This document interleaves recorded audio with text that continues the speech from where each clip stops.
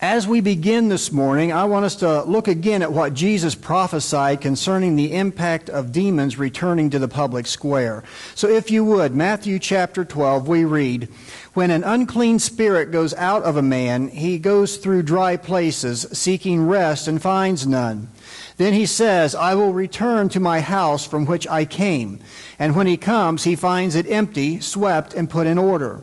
Then he goes and takes with him 7 other spirits more wicked than himself, and they enter and dwell there. And the last state of that man is worse than the first. So shall it also be with this wicked generation." So remember that we noted that Jesus is not talking about an individual being repossessed, even though what he says can apply and does apply to many individuals. But rather he is talking about when civilization has had the demon gods cast out and then they return. And not only do they return, but civilization becomes even more debased and depraved than it was before when they were cast out. So 3 weeks ago, we began this series by laying a foundation for us to build on in order to understand what is happening in this postmodern civilization we live in. We noted that the word translated false gods in the Old Testament is the word, if you would, shadim. And that word actually means demons. That we saw that these false gods really were powerful demons that were worshipped and not myths. We saw the evidence for that in Exodus when the magicians in Pharaoh's court were able to perform miraculous signs also. But then they were limited by God to only be able to duplicate the first 3 miraculous signs he performed through Moses and Aaron. The Apostle Paul even declared that pagan offerings are offerings to demons and not to some mythological gods. And then 2 weeks ago, we looked at the demon god Baal and what we would expect to see if Baal moved back into the public square of society. And we saw that we are indeed seeing what we would expect to see, and noted that he began to move out of the shadows back into the public square beginning in 1930 with the rise of the Nazis in Germany. Last week we began looking at the goddess demon Ashtoreth, also known as Ishtar or Inanna, Aphrodite or Venus, among others. And we noted many things about her and her characteristics. That she is a seductress, an enchanter, and a prostitute, and as such is known as the goddess of love. And she constantly pushes the limits, crosses lines, even within the pantheon of gods, and not only embraces taboos, but works to make them normal and accepted. We also noted that Ashtoreth or Ishtar is also known as the god of war, revealing her duality. That she embodies both male and female within her nature. She becomes a woman if she wants to be a woman, and becomes a man if she wants to be a man. In ancient writing, she claims to be both a woman and a young man. And one ancient Sumerian hymn that we looked at to her claims, if you would, she has the ability to turn a man into a woman and a woman into a man, to change one into the other. And we considered what would happen if the demon stepped out of the shadows back into the public square. The definition of male and female would be altered. There would be a rise of a woke cancel culture. She would see that the lines between male and female would become blurred, and then those distinctions between the two would be nullified or canceled. The nature of man and woman would be transformed. All that is male would be feminized, and all that is female would be masculinized. Men would be turned into women, and women into men. The sanctity of sexuality and gender would be assaulted and warred against by confusing the two and merging the one into the other and the other into the one, and eventually cancel them both. On the fringes of society, in the shadows, is where it would begin. Next, it would come into the mainstream step by step until it flooded every part of culture, and virtually no part of life would be untouched. It would be the doorway for the next stage of civilization's paganization. And it would become the primary weapon used to smash and cancel the biblical foundations of Western civilization. And it is that aspect of her nature, that we're going to continue to focus on today. When we consider all that we have looked at concerning Ashtoreth or Ishtar, And what we see happening to civilization in this day and age, there can be no doubt she has possessed the multitudes and is the demon goddess worshipped by the LGBTQ plus community. Ashtoreth, regardless of what name you call her, is, if you would, the demon goddess of gross sexual deviation. Now, I'll be honest. We could spend another 2 weeks or even a month on Ashtoreth alone, or as we will now be referring to her as Ishtar. But like I said, for the sake of keeping this series from becoming extensive, we're going to focus on a few additional key things that give us definitive evidence of the deceptive control Ishtar is exerting on the civilization today. Like I previously said, this demon's impact on American society and all of civilization globally is more pronounced now than that of Baal. The worship of Ishtar was filled with exorbitant displays, especially parades and galas. Volkstein and Kramer note the following description of her parades in the ancient Mesopotamian writing, a hymn to Inanna, if you would. The people of Sumer parade before you. I say, hail to Inanna, or Ishtar, great lady of heaven. They beat the holy drum and timpani before you. They play the holy harp and timpani before you. The people of Sumer parade before you, if you would. The people of Sumer parade before you. The women adorn their right side with men's clothing. The people of Sumer parade before you. The men adorn their left side with women's clothing. The processions featured men dressed as women, women dressed as men, some dressed as both, male priests parading as women, and cultic women acting as men. And these public parades and spectacles of the celebration of the transgendered, the cross-dressed, the homosexual, the intersexual, and the cross-gendered. And many times, the men would parade waving scalpels, celebrating having been emasculated and feminized. Now back to recent history. And please keep in mind, we're only going to be able to just barely touch on everything concerning the ancient worship of Ishtar and her return to the public square in our day and age. Remember, Ishtar was known for her fits of rage and vengeance when she was offended or didn't get what she wanted. Does it sound kind of familiar? Things happen today. We got a culture when it's offended, we got fits of rage. We got vengeance. She was also known as the goddess who would break down gates or doors to gain access to where she was not welcome. So as we've noted, the sexual revolution began in the shadows in the early part of the 1960s and, in the eyes of many, leaped into the public square in August 1969 with the event known as Woodstock. But the sexual revolution had actually leaped into public square a few months before, one night in late June of 1969, through an event that most have heard nothing about. And through that event, the sexual revolution thrust itself into the public square as Ishtar took a stand. This one event that is buried in the history books would be the point where the doors were forced open for the altering and undermining of the values in the realm of sexuality, marriage, gender, family, the Bible, Christianity, and the ways of God. First, we need to note that we understand from Scripture that God created man and woman to be different, each fulfilling a different role. And one of the important things we must note in order to understand the difference is why God created man and woman to be distinct from one another. We read in Genesis 1, if you would, then God said, let us make man in our image, according to our likeness.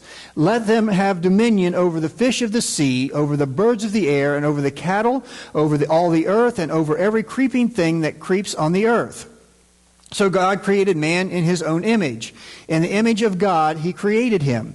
Male and female, he created them. Then God blessed them and said to them, be fruitful and multiply, fill the earth and subdue it. Have dominion over the fish of the sea, over the birds of the air, and over every living thing that moves on the earth. So the first purpose given for the difference was procreation in order to subdue the earth or take command over it and all that is in it. But there's a greater purpose. Jesus described the marriage covenant as becoming one flesh. And in Malachi we read, if you would, but did he not make them one, having a remnant of the Spirit? And why one? He seeks godly offspring. He didn't want man to just procreate and fill the earth. He wanted the earth filled with godly offspring. He wanted the earth filled with individuals who would serve him, who would honor him. So in order for the family unit to function properly, God created the man and the woman to have different characteristics. And this difference would necessitate them working together, not independent of each other. I know sometimes I talk about these characteristics in kind of the humorous mode that, a woman likes to go shopping and she goes and looks at this and looks at that and kind of takes her time going around. And we as guys, we like to go in, find it, we know what we want, we go find it, we shoot it, bring it home and hang it up on the wall. We got our trophy. But the idea is that what one lacked within the family unit, the other possessed. We label them masculine or feminine characteristics. And keep that in mind as we begin to look at the one event that capitulated Ishtar back into the public square. It began in Greenwich Village in New York City, the gateway to the free world, at a gay bar known as Stonewall Inn. While it was not the only gay bar in New York City, it is no coincidence that it is the bar where the events began to unfold. Police raided the bar in late June of 1969, which was nothing uncommon. It was owned and operated by the mafia, as were other gay bars in the city. So it was raided not only because homosexual acts were illegal and were taking place at the bar, but also because the mafia was illegally operating the bar without a proper liquor license. Normally these raids resulted in the peaceful incarceration of the gay offenders, in that the bar owners would typically bribe the police to allow them to continue to operate, and the police would warn them ahead of time if there was a raid about to take place. And so all of the liquor would be removed, resulting in only gay patrons being taken into custody. But this raid was to become much different. The police were focusing most of their efforts on the employees of the bar and a few cross-dressers. And the vast majority of the bar's patrons were simply standing outside watching. Suddenly, during one arrest, the demeanor of the patrons instantly changed and a riot broke out. A sense of instant rage came over them, and they began taunting the police and throwing bottles, rocks, and reportedly bricks at them. The police fled into the bar and barricaded themselves in, waiting for assistance as the crowd tried to break through the doors. And even though help came for the police, the rage continued and the riot lasted 6 days. Rage from the goddess of rage. The riot was considered an oddity in the shadows of society because of the nature of the elements that it brought about at the time. So most people didn't even know it happened at the time. But it was only the beginning of a movement to transform the culture of America and the world. And the first Gay Pride parade was held 1 year later on the anniversary of the riots. Take special note of this. Special note. Pay close attention, if you would. Gay Pride Month was first recognized when a coalition of education-based organizations in the United States designated October as LGBT History Month in 1994. Who initiated its recognition? Education-based organizations. Make no mistake, Ishtar has taken possession of our schools. They were initially pushing for young girls to have open access to abortion without the parents' knowledge or consent. Now they are pushing for children to be groomed for and allowed to have gender-altering procedures without the parents' knowledge or consent.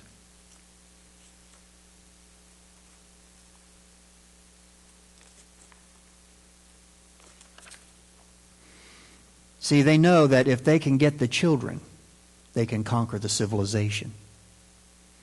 Because what you get in the class today becomes a society of tomorrow. But Gay Pride Month was moved to June, the month in which the Stonewall riot occurred, and was officially recognized by the federal government in 1999 when, if you would, President Bill Clinton declared Gay and Lesbian Pride Month. And then the next declaration came when, if you would, President Barack Obama declared June LGBT Pride Month in 2009. And the latest declaration, if you would, President Joe Biden declared June LGBTQ Pride Month in June 1st of 2021. Notice how it is expanded with each declaration. And also, if you would, the Department of Defense celebrated its first Pride Month in June of 2012 following the repeal of Don't Ask, Don't Tell in 2011. And so the feminization of our military began. Let me make a very quick note. Pride is another one of Ishtar's characteristics that we didn't list. Ashtar had absolutely no humility. And the gay pride parades today are very reminiscent, almost identical to the ancient parades in her honor, as debased and depravity is put on display in the streets and in the schools of our nation and around the world. If you would, Ishtar has possessed this generation and has taken what was once abhorrent and detestable before God Almighty and step by step introduced it into the culture of Western civilization. Each step was followed by familiarity and numbness. Then it was tolerated. Then it was accepted and then celebrated in the streets. Debased sexual deviation has now become sanctified and holy in the public eye, and to oppose it or even question it is equal to blasphemy. And as a result, Western civilization has been so extremely transformed that the generations that preceded the transformation wouldn't even recognize society today. And another characteristic we mentioned was she stole sacred artifacts from other gods. Therefore, it is no surprise she has stolen the rainbow and deified it to represent the detestable in this day and age. There's one more characteristic of Ishtar we want to look at. For it opened the door for a new demon god to come out of the shadows and into the public square. This characteristic is more about what she is not rather than what she is. See, some of her qualities were linked to feminism, though only the ones that would benefit her as a prostitute. But the true feminine qualities of motherhood were not there, such as, if you would, a nurturing nature of empathy, gentleness, compassion, and motherly love. They just did not exist with Ishtar. She was absolutely not maternal and did not possess any of the qualities of a caregiver. Her nature was more masculine than feminine. She was a warrior with a bent on domination. And all of those attributes you would ascribe to a warrior bent on conquering the world are hers. So how would a female goddess with the power to transform conquer? She would do exactly what we've been talking about. She would begin by morphing women into men and men into women. And how would she initiate this? If you would, by ushering in the feminist movement. The reality is, it was not a movement to assert feminism, as the name would imply, but rather it is a movement to defeminize women and to masculinize them. See, she would have to destroy or weaken the biblical male-female roles. She would have to separate woman from man and man from woman. And it began as a movement to transform women and change their identities, functioning, and nature. Joshua J. Mark, in the section on Inanna in the World History Encyclopedia notes, Ishtar has been referred to as an, if you would, independent woman. Sound familiar? Due to the fact, in the end, she was never bound to any one man, and as one associated with prostitution, she was economically self-supporting. And so an independent woman was the battle cry for the feminist movement. And as the sexual revolution was taking hold, there was another offshoot of the revolution, a movement calling for women to become economically independent of men like Ishtar. The rising divorce rate brought on by the sexual revolution only helped to perpetuate this idea of becoming an independent woman.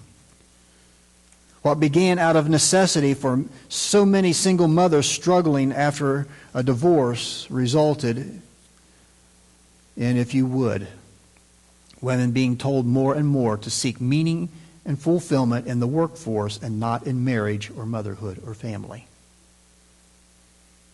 As Jonathan Kahn writes, if you would, women were encouraged and instructed to become aggressive, competitive, dominant, and fierce. Girls were now trained from early childhood to reject typical feminine pursuits. They were bombarded with messages about girl power and fierceness. Women have been compelled to take on traditional masculine functions, work, attributes, and roles, just as Ishtar took on masculine roles and characteristics. And in the process, we see men being emasculated in the eyes of society. Our boys are being taught to be effeminate, and any time a male exhibits true biblical masculinity, it's labeled as toxic. And so it is that men and boys in today's society are being transformed into women. Many of the female icons of today's popular music and youth culture, unlike those of early generations, now revel in appearing wild, unruly, shocking, vulgar, and aggressive. While the sale of cosmetics, especially lipstick, eyeliner, and eyeshadow, is on the rise among young males.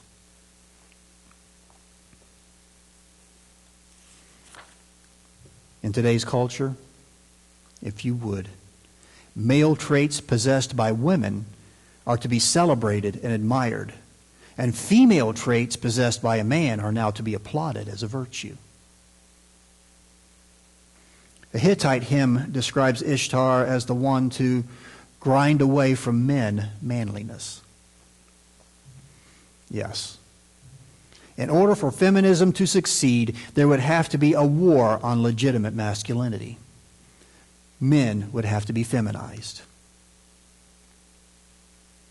Konstantopoulos refers to an ancient prayer in the work By Men Have Become Women, where it is said that Ishtar would, if you would, take away their swords, bows, arrows, daggers, then put into their hand the distaff and the mirror. A concept now exists that has arisen out of everything we've been looking at that has never existed in human history before.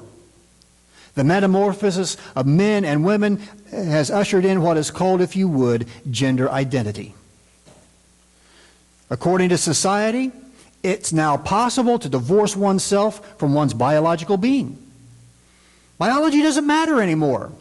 Rather than being a scientific fact, biology is now subjective and dependent on how one feels. Back to that idea of needing to be able to express ourselves or themselves or oneself. Everyone is now told that their true gender may be contrary to their biological gender. One's gender or sexual identity that could very well be the opposite of what they were born as. Now everyone, even preschool children, are encouraged to consider whether they were in fact truly other than what they were. Males are considered whether they are in fact actually women, and women rather whether they are in reality men. Young boys and young girls encouraged to question what they are sexually. I like what of all people, Bill Maher had to say about the subject of gender identity being pushed onto young children. If you would. If 5-year-olds were capable of making such a decision, the world would be filled with nothing but policemen, firefighters, and princesses. On the nail. And so, as the feminist movement took hold, and as the pressure for women to become financially successful and independent in the general workforce and break the glass ceiling grew, an obstacle began to get in the way of that success. And that obstacle threw open the door for the third demon god and the detestable Trinity to also leap from the shadows and into the public square with a vengeance. And next week we're going to look at that third demon god and his connection to what we see happening in the world around us as Satan works through these 3 demons to destroy civilization as we know it, possess it, and to make it more detestable than it ever has been, as he strives in the process to destroy the family. We need to understand that the things we are looking at are the escalation of this battle of Armageddon that we are in as we move closer to the final day when Christ returns and puts an end to the war once and for all. This battle is going to be tough. It's already tough. But we need to recognize it for what it is. It's not a battle that's somewhere off in the future. It's a battle that is here now. And yes, as we fight this battle, we stumble, we struggle. Sometimes we fall short in fighting this battle. Sometimes we give in. But as we strive to be everything Christ wants us to be, in spite of our shortcomings, in spite of our failures, you know what's wonderful? He still loves us. There's going to be times as we are struggling with the things going on around us and the battles that we're facing that we're going to hang our heads and say, I can't believe I did that. I can't believe I gave in to that. I can't believe that happened. Jesus still loves you. And that should be at the heart of what encourages us to keep trying again and again and again and not giving up. I think one of the reasons that we find ourselves in this situation in this day and age right now is because so many of God's children have looked around at how things have gotten and they've just given up. We could never win. What did Christ say about the church? He said the gates of Hades would never prevail against it. As the church began, it was able to drive these gods out of the public square. And as we've been through our end time study, there's nothing definitive that says that as we see these coming on, that Christ is going to return really, really soon. Because within the framework of what Revelation actually says, there is the allowance that it may be far off, that there could be this point in time if the church will get its act together and stop giving up and start fighting seriously with godly weapons, we can drive these gods into the shadows again. I don't know. But I know this. It's important that we don't give up. That we don't give in. And realize that as we struggle, at the times when we fall short, at the times when we find ourselves giving in to the point that we even go before God ashamed, know that He still loves you. So as we prepare to close today, let me encourage you. Don't give up. Don't give in. As the Apostle Paul said, fight the good fight. Because I can guarantee you one thing, when we quit fighting, it is over. But As long as God's people will keep fighting and doing their best, there's always the possibility that we're not as close to the end yet as we think we are. But the bottom line is, we got to remain faithful unto death. That means we fight until it's over. Until either we leave this life or Christ comes back. We fight. We go off the defensive and get on the offensive.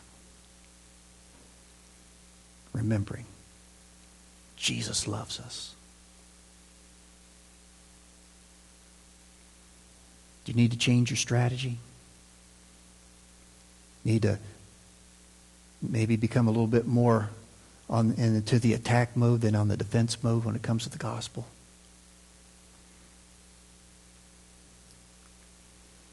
I mean, Christ said to go. You know, when you tell an army to go, that's not defense mode. That's the offense mode. Go into the world. I would encourage you, beginning this week, go into the world with the gospel. Let's take the battle to Satan and fight back with the Word of God. The one truth. See, that's one of the other things that comes out of all this movement. Well, everybody's got their own truth. No. There's only one truth. It's right here. Are you prepared to take the battle to where the battle needs to go? Would you do that this week?